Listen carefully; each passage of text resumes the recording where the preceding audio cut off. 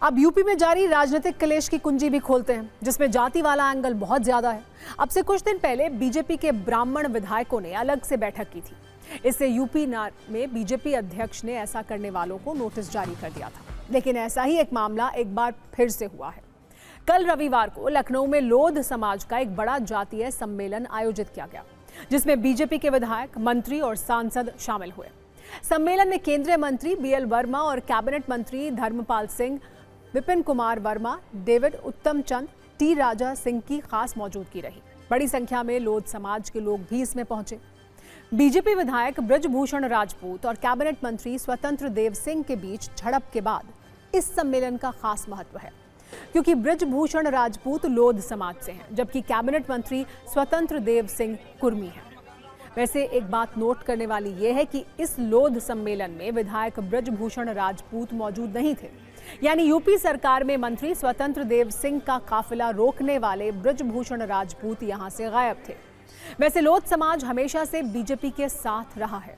कल्याण सिंह जैसे लोध समाज से आने वाले नेता बीजेपी में काफी आगे तक पहुंचे हैं, जबकि स्वतंत्र देव सिंह और बीजेपी के मौजूदा प्रदेश अध्यक्ष पंकज चौधरी कुर्मी समाज से हैं।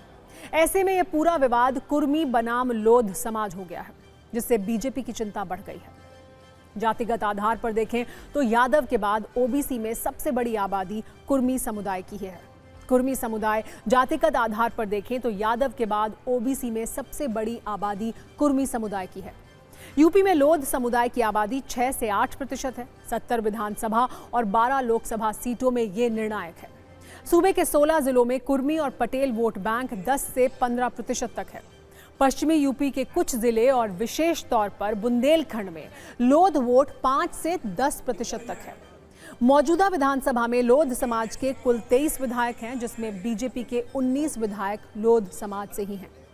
90 के दशक में जब ओबीसी समाज से बीजेपी की बहुत करीबी नहीं थी, उस दौर में लोध समुदाय एक बड़ा वोट बैंक की तरह बीजेपी के साथ रहा।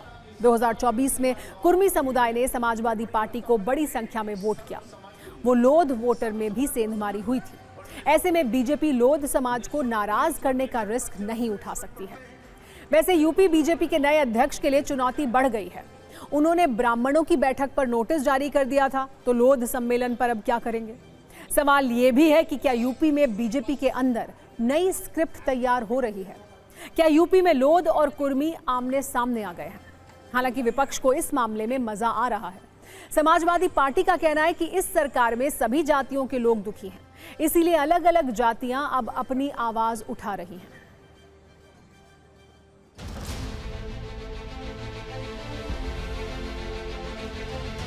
सामाजिक कार्यक्रम है। उत्तर प्रदेश में जिस तरीके से जातिवाद भारतीय जनता पार्टी की सरकार में एक विशेष जाति का जातिवाद चरम पर है, जिससे सभी जातियों का शोषण हो रहा है, उनके साथ अन्याय अत्याचार हो रहा है, तो स्वाभाविक सी बात है वो संगठित होंगे, वो बैठेंगे, बैठक करेंगे और चर्चा करेंगे कि हम अब इस सरकार के साथ नहीं रहेंगे।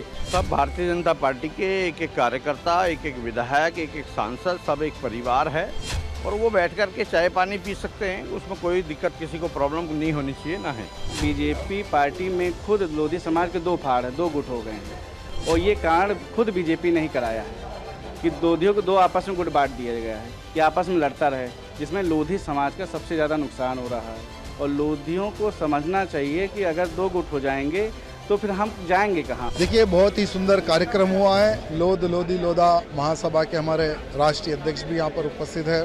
बहुत ही सुंदर कार्यक्रम हुआ है, जिसमें केंद्रीय मंत्री जी हमारे बीएल वर्मा जी भी आए हैं और राज्य मंत्री धर्मपाल सिंह जी भी आए हैं और बहुत सारे विधायकगण, यानी उत्तर प्रदेश के कोने कोने से सभी लोग इस कार्यक्रम में आकर इस कार्यक्रम को सफल बनाया। पहले राजपूत विधायकों की एक बैठक हुई, वो भी विधानसभा सत्र के दौरान हुई। उसके बाद पिछले विधानसभा सत्र के दौरान ब्राह्मण विधायकों की एक बैठक हुई, जिस पर बीजेपी ने तो एक्शन लेने तक की बात कह दी थी। अब इस बार लोधी समाज के लोगों ने बड़ी बैठक की है, सम्मेलन हुआ है और इसके भी सियासी मायने निकाले जाने लगे हैं।